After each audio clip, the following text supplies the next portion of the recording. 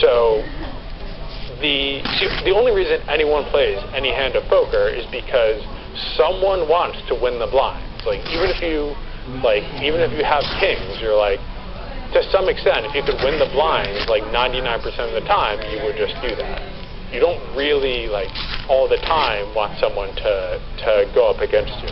So the blinds are really driving the decision-making process, at least pre-flop, and like the percentage that those blinds are of your stack matter a lot. If they're 1% of your stack, if your M is 100, the blinds basically don't matter at all. Like whatever happens after the blinds is going to materially impact your decision.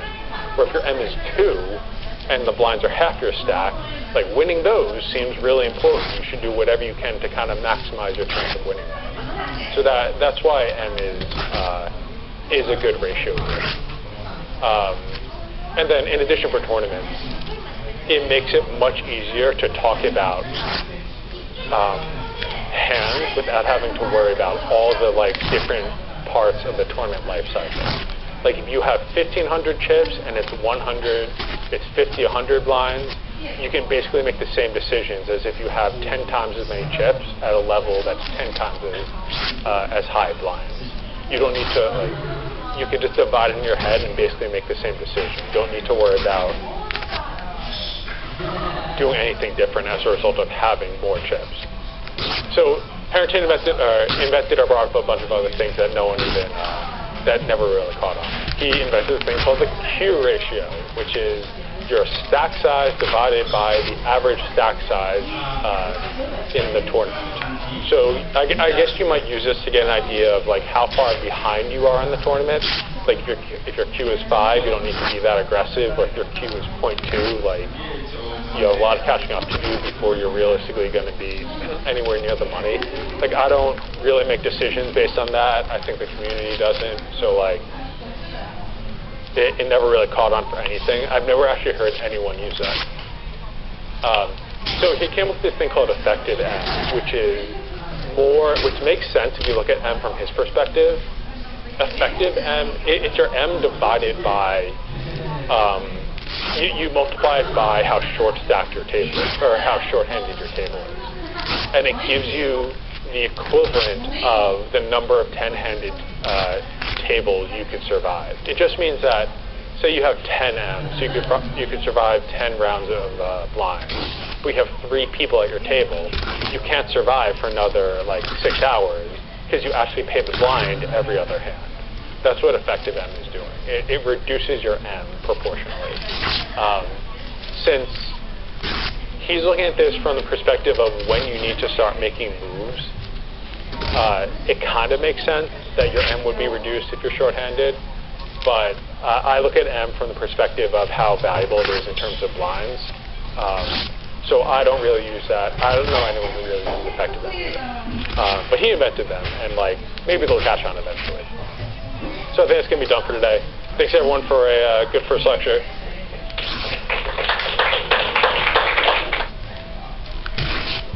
The following content is provided under a Creative Commons license.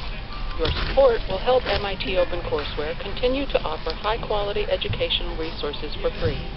To make a donation or to view additional materials from hundreds of MIT courses, visit MIT OpenCourseWare at ocw.mit.edu. Okay, so welcome back everyone to Poker Theory and Analytics. We're lucky today to have a guest speaker, Joel Fried, come in to talk to us about Poker Tracker. As you know, we have a great partnership going with Poker Tracker in this class. They sent along Joel Fried to teach us analytics. Joel is a VIP support director for Max Value Software, who's the parent company of Poker Tracker. He has taught analytical techniques to some of the biggest names in the poker industry, and he's come by to teach us that sort of thing also. So with that, I'm going to pass it along to Joel. Thanks. I hope you all had a chance to install Poker Tracker by now. Poker Tracker is the industry-leading analysis and tracking software for online poker players. We've been around since 2001, so we've been able to grow as the poker economy has grown. It started out as software only for people who played Limit Hold'em, and it has exploded. We do Omaha now, obviously No Limit and Hot Limit Hold'em, and we have extensive tournament support, some of which we'll be talking about today. What Poker Tracker does is it can help you identify and analyze similar decision points to help you improve your game. So Poker Tracker is not going to do it all for you, but it's going to help you find the spots where you can improve and make better decisions. So what do I mean when I say decision point? A decision point is any time in a hand where you can make some action. So you can check, you can bet, you can call, you can raise, or you can fold. Any point in the hand where you can do that, I'm going to call that a decision point. And when you play poker, after you've played for a while, or if you've already played for a while, you'll realize you naturally remember similar decision points. If you're the short stack in a tournament and it's folded to you in the small blind, you're going to be able to lump all of those kinds of decisions together so that when you face that decision the next time around, you already have some kind of history to build on. And using Poker Tracker to analyze the interesting decision points is really a very effective way to improve your game, because the next time you come to a similar decision, you will already have some memory of what you believed to be right last time you were doing something like this. So what makes a decision point interesting? It's interesting when you aren't sure what the right answer is. And that may seem kind of obvious, but when the expectation of the outcomes is really close together, you're going to sit at the table and you're going to agonize over it. And that's where you see people on television, where they're sitting there for minutes and they're going, oh, I don't know what to do. And those are the interesting decision points. And as you start out, you will find that you really don't know what you're doing a lot. All decision points are going to start to have some kind of heuristic, some kind of rubric for when to call, when to fold. So here is a situation. We are in the big blind. It's 100, 200 blinds. This is a tournament. In this tournament, it was a single table tournament. Let's say you bought in for $10. $50 goes to first place. $30 goes to second place, and $20 goes to third place. So there's 4 players left here. You have a chip stack of 1,430 chips, and the cutoff here, this player, opened all in for 5,700 chips. The player on the button folded, and this player called for 2,980 chips. So these two guys are already all in. You have ace-queen of clubs, so you're ace-queen suited, and you have 1,430 chips back in this spot. I want you to take a second, and I want you to think about this decision, whether in this spot, knowing nothing about these two players, you don't really know too much about them right now. We'll get into that a little bit later.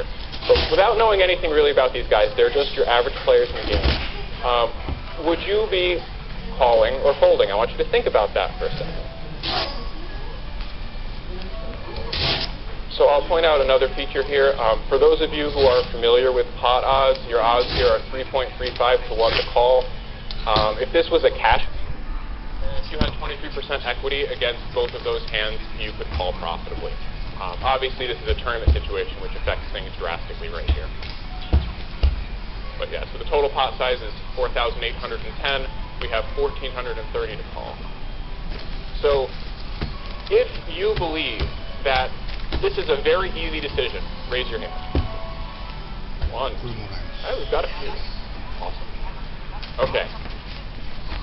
You guys are right. If you think it's a call, I want you to raise your hand. 1 call. For the people who think it's close, if you think it's a call, raise your hand. You've got a few. It's not even close. It's full. So let me talk a little bit about what's going on in this view. This is from our ICM quiz. Poker Tracker has a feature that lets you practice in these end-of-tournament situations, which you can access through the Tools menu bar, Tools ICM quiz. And in this spot, what it's telling you is if you push based on an average player model for these two players, your equity in the tournament is 9.49%, based on the expectation of this hand against these two players when they're all in for average opponents. That means that you could expect to make